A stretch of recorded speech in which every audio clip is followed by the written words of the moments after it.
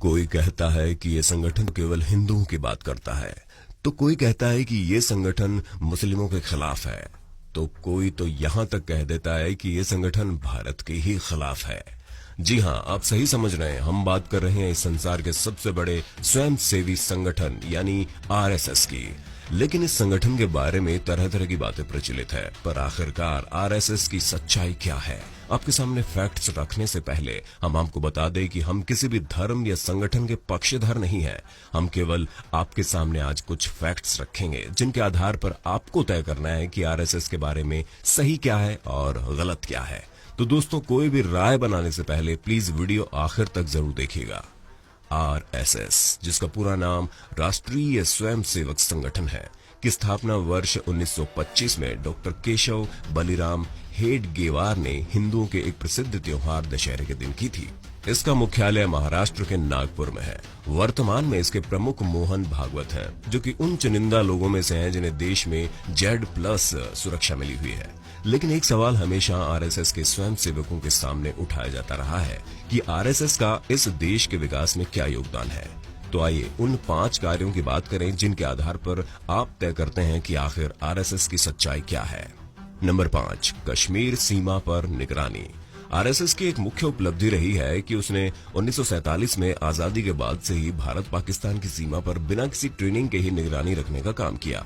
आश्चर्य भरी बात तो यह है कि ये काम उस समय न तो भारत के प्रधानमंत्री नेहरू कर रहे थे और न ही स्वतंत्र कश्मीर के महाराजा हरि सिंह। लेकिन आरएसएस के स्वयंसेवक इसके बावजूद सीमा पर मुस्तैदी से जमे रहे, और जब जब पाकिस्तानी सेना के जवानों ने सीमा लांघने की कोशिश की तो आरएसएस के स्वयंसेवकों ने जमकर न केवल लोहा लिया, बल्कि भारतीय सैनिकों के साथ कई ने तो भारत मां की सीमा की रखवाली करते हुए अपने प्राण तक न्यौछावर कर दिए। केवल यही नहीं, जब भारत पाकिस्तान के विभाजन से दंगे भड़के और उस समय नेहरू सरकार को कुछ नहीं सूझ रहा था, तो ऐसे में आरएसएस ने ही पहल करते हुए पाकिस्तान से जान बचाकर भागे हुए शरणार्थियों के लिए देश में 3000 से ज्यादा राहत शिविर लगाए। इन शरणार्थियों में न केवल हिंदू थे बल्कि मुस्लिम भी थे। नंबर 4, 1962 का भारत चीन युद्ध।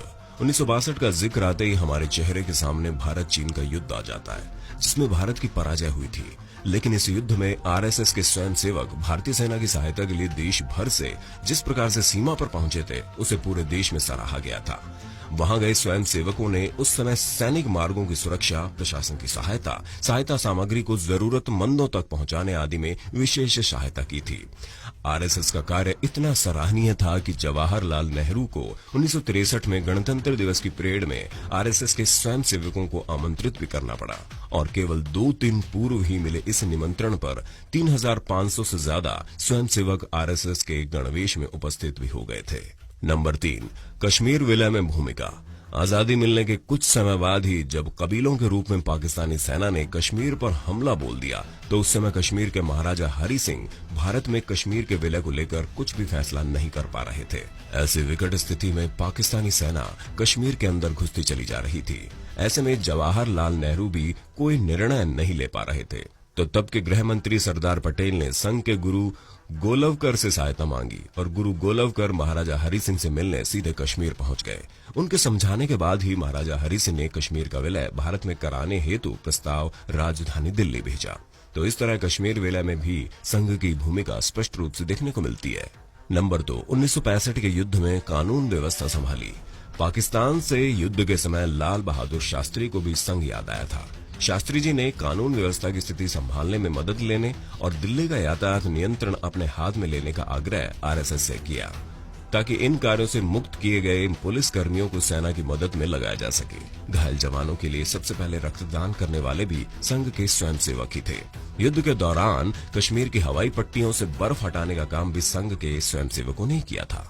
नंबर 1, आपातकाल। 1975 से 1977 के बीच आपातकाल के खिलाफ संघर्ष और जनता पार्टी के गठन तक में संघ की भूमिका की याद अब भी कई लोगों के लिए ताजा है।